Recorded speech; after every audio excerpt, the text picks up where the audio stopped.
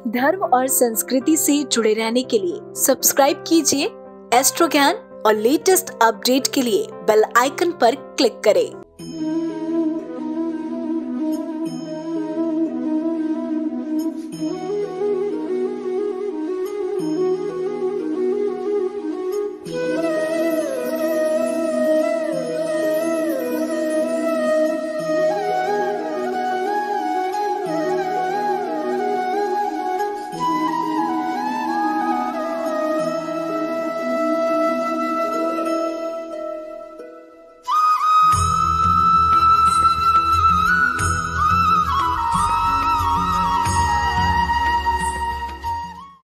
जय महाकाल।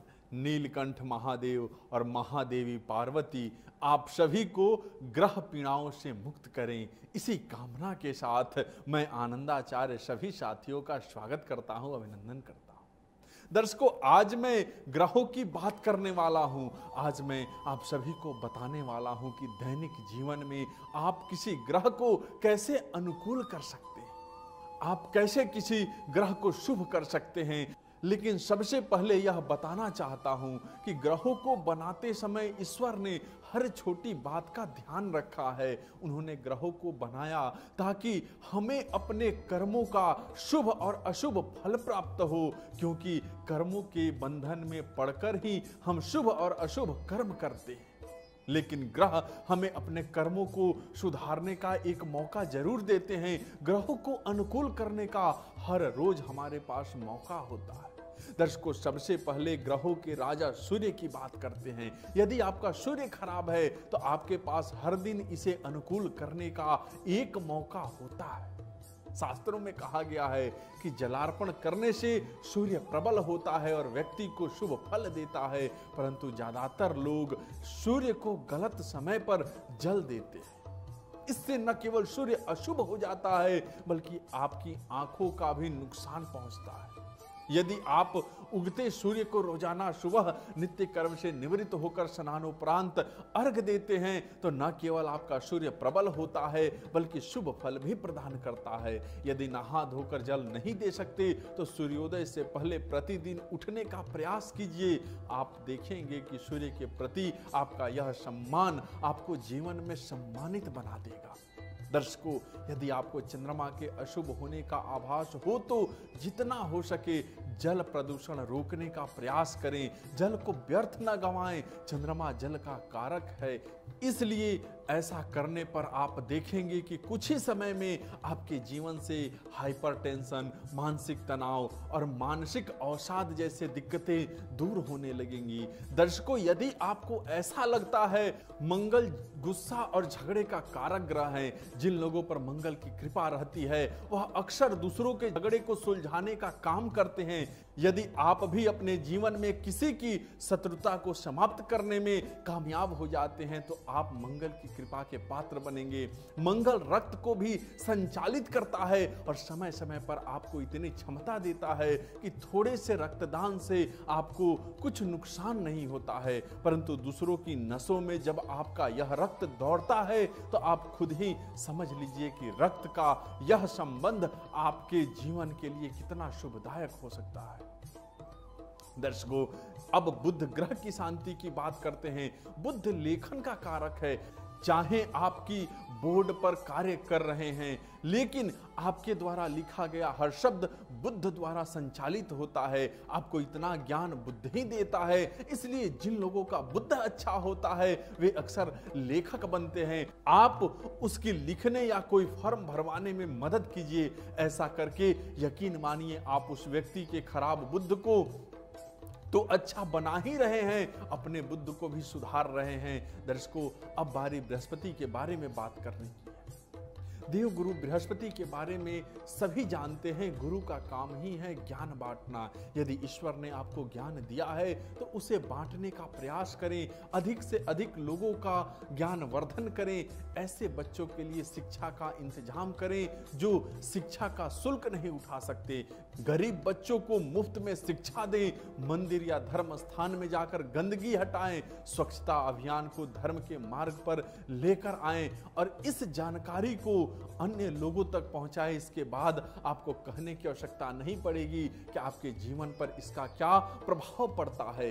बड़ी सीधी सी बात है, जिस प्रकार एक मोमबत्ती से हजारों मोमबत्तियां जलाई जा सकती है, उसी प्रकार ज्ञान अंधकार को जब निगल जाता है तब आपका बृहस्पति आपके जीवन में अपने लक्ष्यों की वृद्धि करने में तत्पर हो जाते हैं। दर्शकों, शुक्र की कृपा प्राप्त करने के लिए क्या करें, अब मैं उसके बारे में बताने जा रहा हूं। जिन लोगों के घरों में सामान बिखरा पड़ा रहता है, चीजें अपनी जगह पर नहीं होती, निसंदेह यह शुक्र ग्रह के प्रतिकूल होने की निशानी है। बस आपको करना यही है कि हर चीज को साफ सुथरा रखना है। घर में सुंदरता का वास होगा तो शान और शौकत के साथ साथ सुंदरता आंखों के रास्ते मन में भी उतर जाएगी। जो लोग आलसवश बिस्तर पर पड़े रहते हैं, यदि यह आदत छोड़ दें तो शुक्र को बल जरूर मिलेगा। जहां शुक्र की कृपा होती है, लक्ष्मी की कृपा भी वहीं होती है।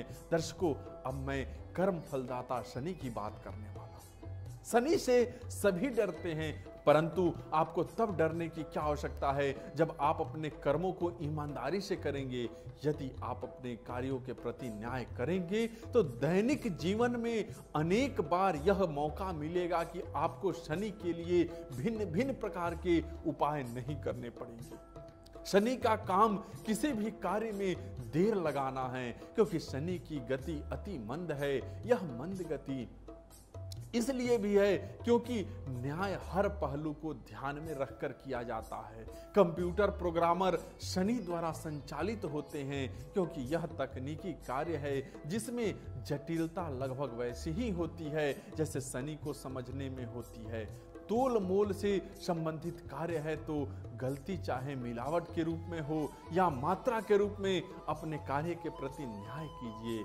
घर बनाने से लेकर प्रॉपर्टी डीलिंग, हर तरह के जमीन जायदाद संबंधी कार्य में थोड़ी बहुत लापरवाही लोग करते हैं, जबकि यहीं पर न्याय की सबसे ज्यादा जरूरत होती है। संक्षेप में कहा जाए तो आपका जो भी कार्य व्यवसाय है उसे आप ईमानदारी से करेंगे तो यह कार्य के प्रति न्याय होगा, और न्याय करने वाले लोगों को शनि से कोई भय नहीं होता। दर्शकों, यदि राहु और केतु की बात करें तो इन दोनों को शांत करना बहुत आसान है। राहु और केतु के विषय में बड़ी दिलचस्प बात यह है कि इनके लिए भविष्यवाणी की ही नहीं जा सकती, क्योंकि ये छाया ग्रह है और छाया जो है वो वास्तविकता का एक अंश होता है। राहु द्वारा संचालित लोग दूसरों के कामों में रोड़ा अटकाते हैं, बाधाएं डालते हैं। ऐसे में जब आप कहीं जा रहे हैं, रास्ते में चल रहे हैं और पत्थर दिखाई दे तो रुककर तुरंत हटा दीजिए।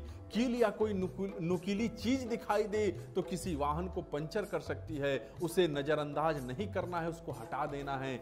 ऐसी कोई चीज जिससे दूसरों को ठोकर लग सकती है, यदि आप उसे वहां से हटा देंगे तो भलाई का यह कार्य किसी को चोट पहुंचाने से आपको बचा सकता है। दर्शकों, पीठ पीछे चुगली करने और निंदा करने जैसे काम गुप्त तरीके से किए जाते हैं और गुप्त कार्यों के लिए राहु बदनाम है। यदि किसी की ये आदत हो तो इस आदत को तुरंत छोड़ देनी चाहिए। रही बात केतु की, तो इसके लिए अलग से कुछ करने की जरूरत नहीं है, फिर भी कुछ लोग प्रश्न करेंगे, इसलिए जख्मी जानवर जब भी कहीं दिखाई दे उसकी मदद करें। यदि आप ऐसा निरंतर कुछ वर्षों तक करते रहेंगे तो जीवन में होने वाली घटनाओं का आभास आपको पहले ही हो जाएगा। दर्शकों, यह सर्वदा सत्य है कि ग्रहों के लिए हम अपना कीमती समय नष्ट करने के उपाय करने के लिए जाते हैं, लेकिन जो मैंने बताया उन कार्यों को करने के लिए आपको अलग से समय निकालने की जरूरत नहीं है। यह तो दैनिक कृत्य है जिन पर हम कभी ध्यान ही नहीं देते हैं, जबकि इनके बिना किया गया कोई भी उपाय अधूरा है और इन कर्मों को अपनाकर कोई अधिक उपाय करने की आवश्यकता ही नहीं पड़ेगी। इसलिए आज से ही ग्रहों और अपने जीवन को अनुकूल बनाने के लिए ये सभी कार्य करना शुरू कर दीजिए।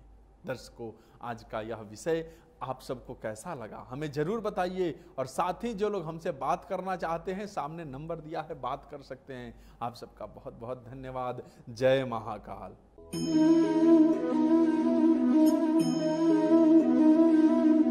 Thank you.